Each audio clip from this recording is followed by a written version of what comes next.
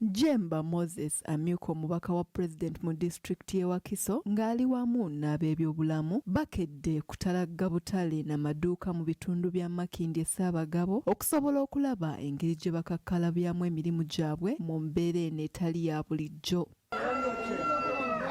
Moses kimubuuseeko bwe basanze ng'abasuubuza amateeka agaateekebwawo okutangira ekirwadde kya ssenyiga omukambwe owa COVID-19 bagavaako dda naddala nga ekiteeso ky'omukulembeze w'eggwanga eky'okusula mu butale buno kubanga obukyafu bususse nnyo mu katale kano. Omukyalo omu akola ku batala ku bantu abayira 20 awo ne badda ewaka ne batwali batutte abava ewala ensule mu butale mulekerawo okutambula wano ne wali abatalina obutimba bwansi n'omusawo namugambidde waliwo obutimba baleetere mu bukozese. Wabula bo abasuubuzi bakanze kwewozaako nga bwe batutegeeza nga bwe bataafuna butimba nga kye kibalemesa okusula mu butale buno kyokka nga abamu bagamba nti balina abaana abato era nga wano we basinzidde ne batutegeeza nga bwe batakyakola kyokka nga ne ssente ez'abasuubizibwa okubaweebwa tebazirabangako.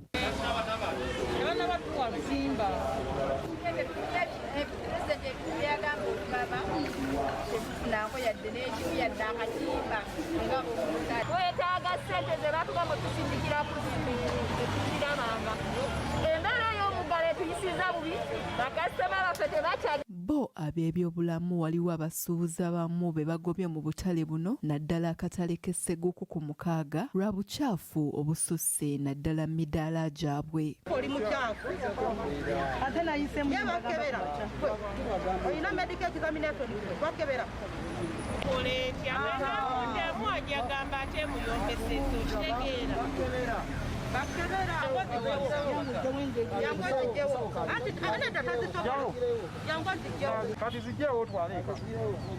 Kansala Moses akulira ebyobulamu mu munisipaali ya Makindye Ssaabagabo ategeezezza nga bw'agenda okwongera amaanyi mu kukwasisa obuyonjo mu butale buno abantu basobole okwetangira okufuna endwadde ezitali zimu eziviira ddala ku bukyafu obususse. N'ebino ebiragiro bino ebya okwetangira COVID badde bagezezzaako ekyo nsooka kubeebaza n'ekigambo ky'obuyonjo ku butale obumu tubadde tubunatuuka ku mutindo ekyo kyengenda okutandikirako ne bakama bange next week kubanga embeera tugirabye tugenda kugitereeza.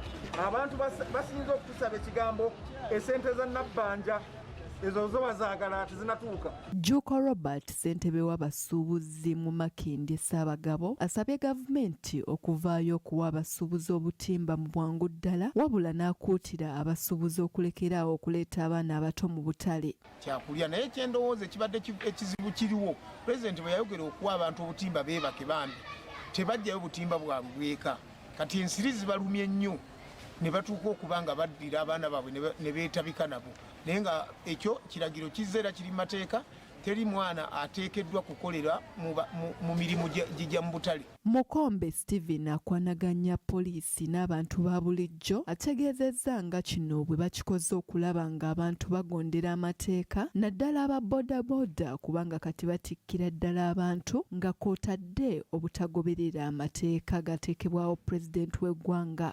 Nga poliisi tukola enforcement ebintu bibateekawo okunaaba mu ngalo masiki okuva mu butale kusawa emu nga buli omu agenze waka owa booda tali supposed kuvuga muntu unless omuntu oyo nga mulwadde ng'alina ebbaluwa y'omusawo okuva mu ddwaliro otherwise owa booda takkirizibwa okuvuga omuntu ate saa 11 zirina okuva ku musa. Doreen Josephine Nachiwala, STV Select ey'enjawulo.